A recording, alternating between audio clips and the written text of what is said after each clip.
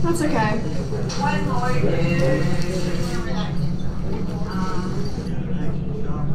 Yeah, we got it.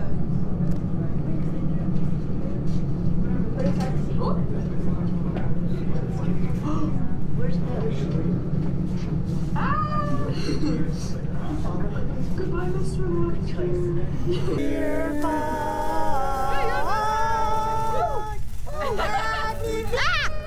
Don't bring it over here! Oh no!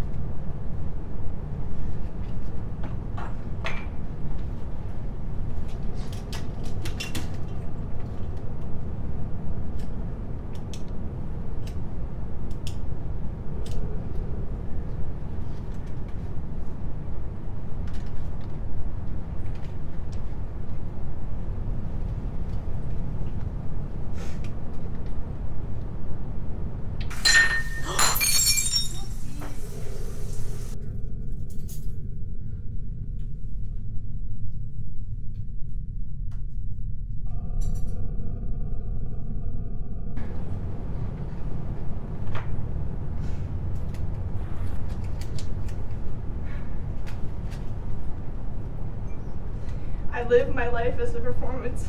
My passion feels messy, something to be cleaned up after. Femininity has always been a symbol placed delicately into my lap, forcing me into vulnerable positions, and I'm reduced to the notion of femininity. I shatter the symbol even if it doesn't change the fact that I still have to use it. I scrub on my hands and knees, trying to clean up the mess that would dissipate if left alone.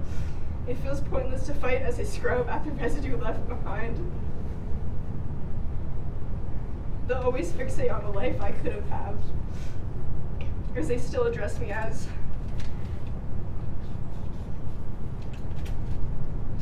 They've trapped her in this fixed place where she lives a small, safe life, a life of fitting into standards that had been gifted to them. My siblings said it became so much more peaceful when I left the house. No more loud fights screaming about respect. First it was, this is my house, so you have to respect me, and then it became, if you don't watch your mouth, I won't respect you. My identity has always been trampled on because the words that leave my lips do not align with the girl they raised. My parents always ask when I'll come to visit again. Why did I go after spending only a few days in that house? They don't see that in that house I'm reminded of her. Her pictures are everywhere, staring back at me, screaming for help. She's trapped, forced into a role that always felt too tight. They ignore me time and time again as I tell them that's not my name anymore. She's like a dead relative. They mourn her existence by placing little shrines of her all over the house. The Christmas ornaments and art projects still have her name carved into them. Her role in the family is now left vacant and nod to the perfect family that never was. 2 parents that love each other, 2 daughters and a son who followed every command. We were everything my parents ever wanted, but now we fractured, returning from walks reeking of cigarettes and weed. They ignore the smell, still pretending that isn't dead.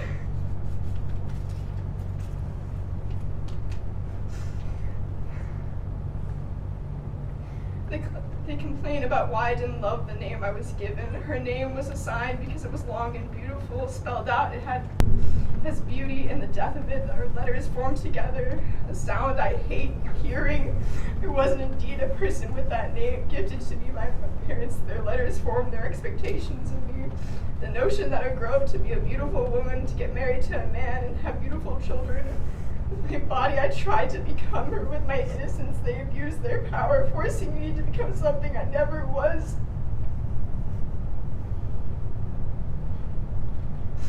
The life I lived was a falsehood, my world becoming small and dark.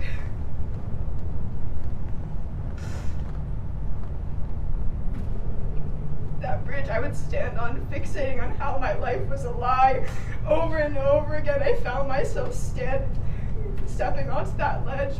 Nothing I did or said meant anything. My interactions and my identity had all been given to me, and it always felt wrong. The shy, quiet girl always apologizing for her existence. I would stand on that bridge in silence until my fingers would turn red, debating, was it worth living the lie as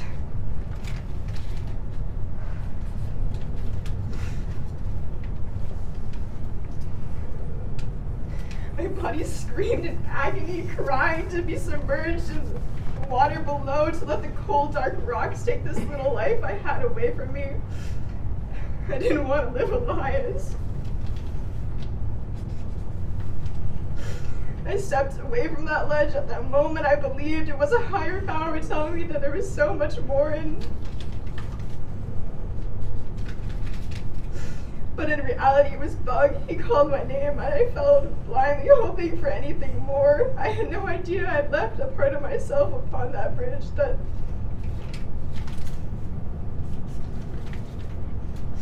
had stepped forward and let herself be claimed by the cold waters below. My voice flirted with death as she kissed my cheek and whispered, "This is sadly not over." I ran after her, begging her to let me stop living a lie.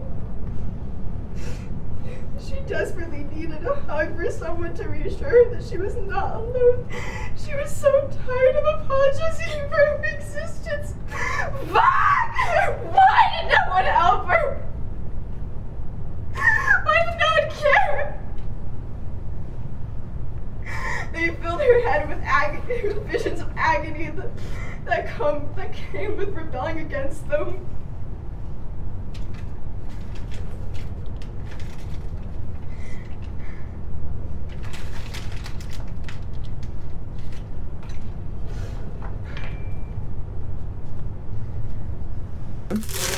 Because I'm sure Jamie's feeling it that they had to work today. Yeah, they have to.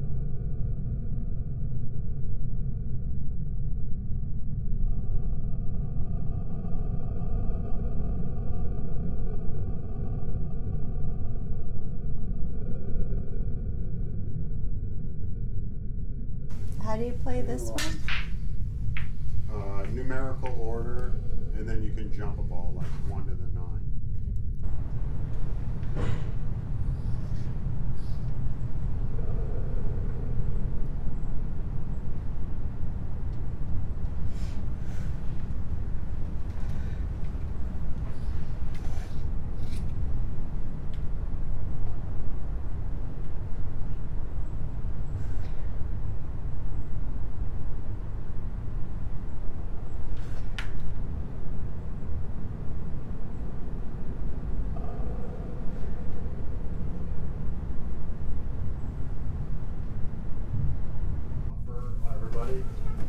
You know what I mean? Like here, I would have to wait till Mom would move out of the way.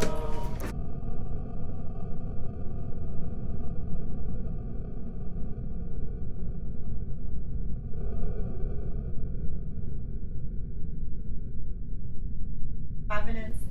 There's a sister who went to Rizzy. Every time she came over, her glasses were always like so dirty. And Dad would be like, "Can I wash your glasses for you?" So now when I see people, I'm like, dirty glasses. "Let me wash your glasses for you." Oh, and Bug, that's great grandma Casey's tablecloth. Which one? Which one? The This yellow one? Yeah. Aww. Here, how's that? Oh yeah. We're Nice. Our beverages first. Oh, too bright, too bright, too bright. Let's see. Ah, Nice and fresh, right? Or is it? smudgy. Oh no. You made it worse. Here, I'll do it. I did. You washed him too much. No, I didn't use the right soap. Oh, yeah. It's Papa's house. He can bring us. Thanks for this food card. Amen. Amen. And My pain is a spark that could set the whole world ablaze. But for now, I will contain it. They don't deserve to see the images I've created, only their residue on my life, sprinkling of the ashes of my identity all around as a last memorial to the life I never wanted to have lived. I wish they would see me as a boy or anything other than a woman.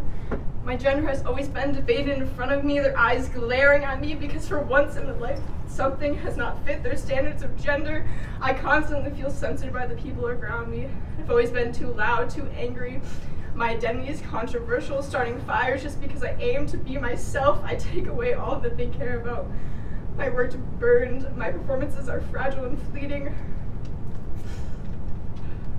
My rage will be censored, but not to make them comfortable. I will have power over them as I withhold the very thing they desperately want. The idea of queer failure has always been one I've argued against. My existence may be a failure in their eyes, but I see queer triumph in my own. Queer failure is worth more than any triumph in this heteronormative world.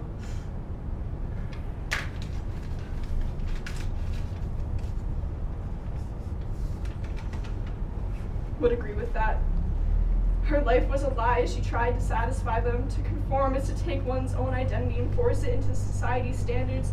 Doing this strips away all that makes us unique.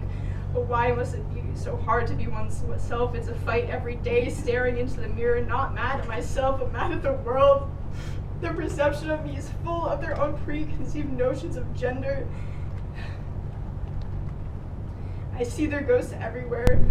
The ones who will never get to see themselves radiating with trans joy.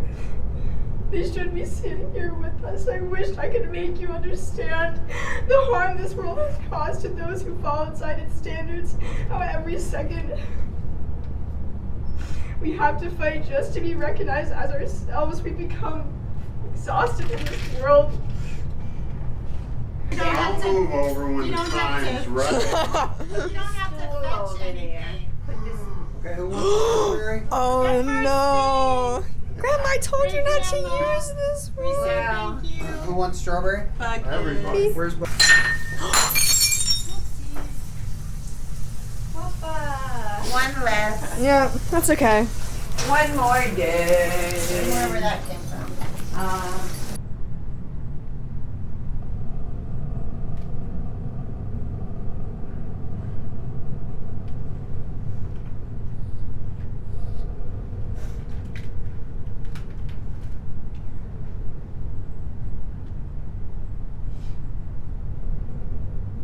Get an action shot with our lobster. Yeah, we gotta.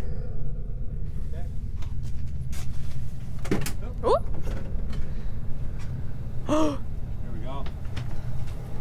Ah! Goodbye, Mr. Lobster. Yes, I'm gonna taste monkey. Very good. I went to see the. I got the DC is bad. I went to see the Martha Stewart show. Rats are so problematic. She's focusing on a problem that matters, but like there's bigger fish. Yeah. I went to the Martha Stewart show one time with Linda and a bunch of two other women. And we get there, find a parking spot, and look across the street. There were all these rats in the New York Yeah. gutter, like just Maybe it's that. I also maybe it's that ratatouille.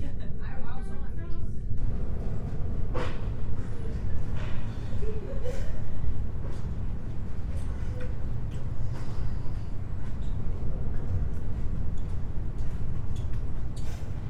For each cut I make this declaration. For love and lust, I will no longer live my life for them. I live my life for me.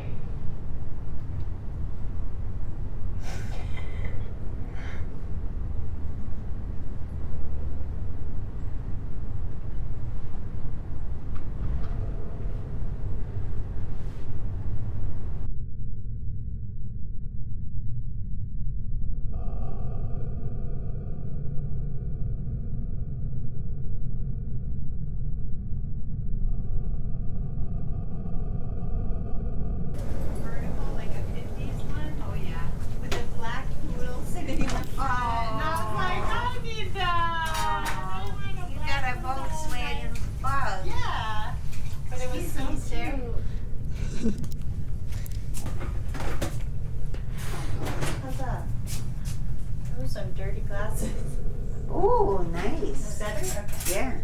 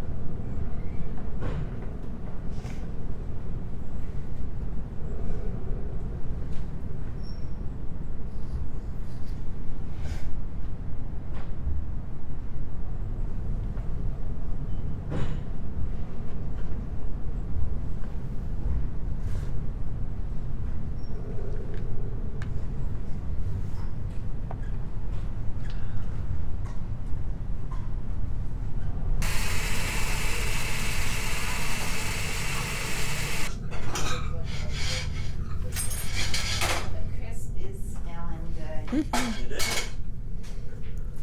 It's our tradition that the elders of our What go will you first. call an elder? Oh, So, be more mature.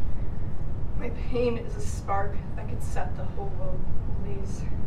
But for now, I will contain it. They don't deserve to see the images I've created, only their residue on my life, sprinkling of the ashes of my identity all around as a last memorial to the life I never wanted to have lived.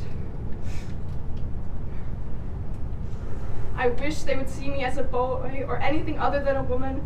My gender has always been debated in front of me, their eyes glaring at me because for once in my life, something has not fit their standards of gender. I constantly feel censored by the people around me. I've always been too loud, too angry. My identity is controversial, starting fires just because I aim to be myself. I take away all that they care about. My work burned, my performances are fragile and fleeting. My rage will be censored, but not to make them comfortable. I will have power over them as I withhold the very thing they desperately want. The idea of queer failure has always been one I've argued against. My existence may be a failure in their eyes, but I see queer triumph in my own. Queer failure is worth more than any triumph in this heteronormative world.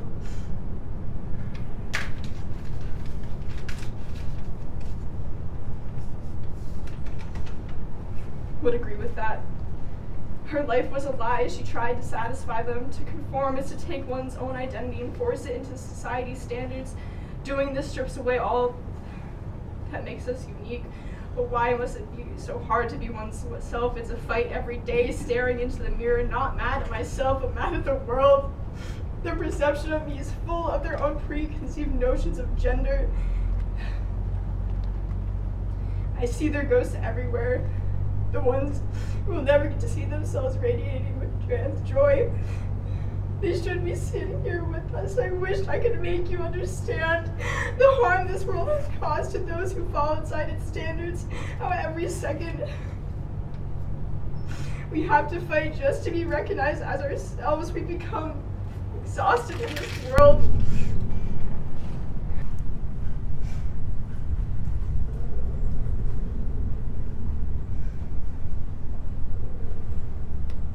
I ask the simple question, is this what it takes for you to see me as me?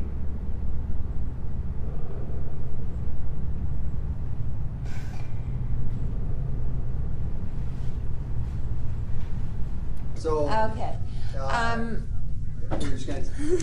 I don't know if Kim put the. Anyway, because rats were just going right through the caging. And I'm like, that sucks, right? Now that the caging.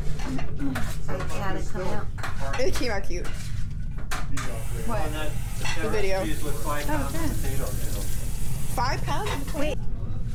Whoops. Like it's a cycle of life. Uh-oh, did I didn't anybody really see wanna where the apple bring crisp- in that.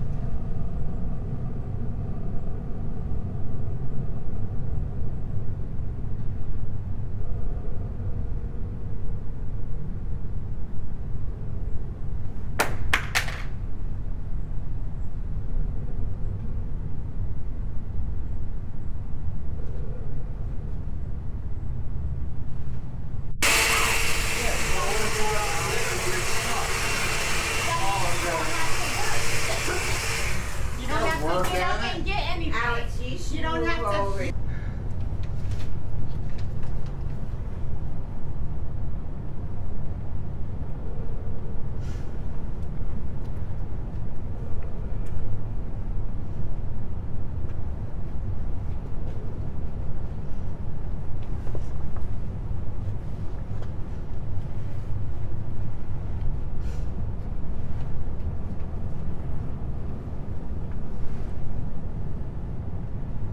Queer triumph comes in so many forms. Like helping dye your partner's hair for the first time, caring so much about someone that you're willing to risk messing up their hair. It's just short nails and soft skin, feeling alive for once in your life as you kiss pretty people on the dance floor of a club, entwined together so that the whole world falls away.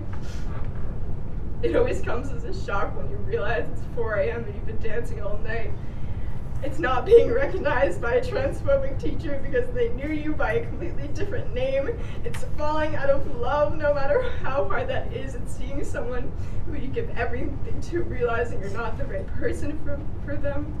It's gently weeping, desperately wanting to comfort them but not knowing how. It's standing on your own 2 feet, broken but free to find yourself in a world full of possibilities. It's screaming to your favorite song, eyes full of tears as you wait for the G-line to take you home.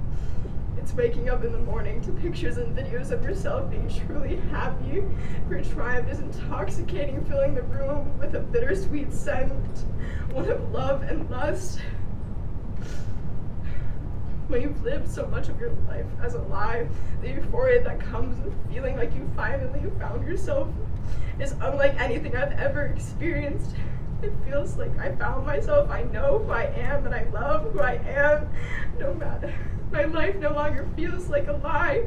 It feels like soft kisses when we see each other after a long time. It feels like sitting on the fire escape, smoking cigarettes, laughing the night away with friends you dearly love. This queer triumph feels like the ringing in your ear after being glued to a stage as your favorite band screams into the mic. It's the bruises on my body proving to myself that I'm still alive. This life I live makes me happy beyond belief. The spark that ignited this has become a raging fire, full of energy and hope, burning away all those who tried to quench it. The gentle flame laughs at the name I used to have, setting her free so she can finally find some peace.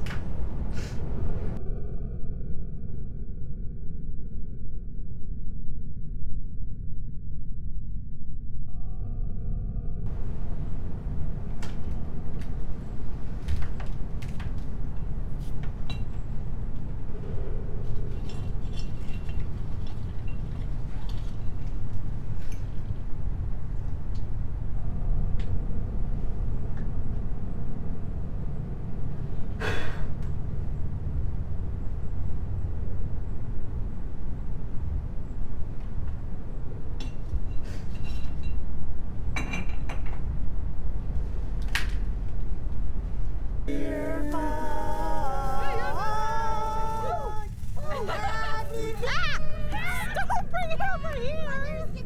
Oh no!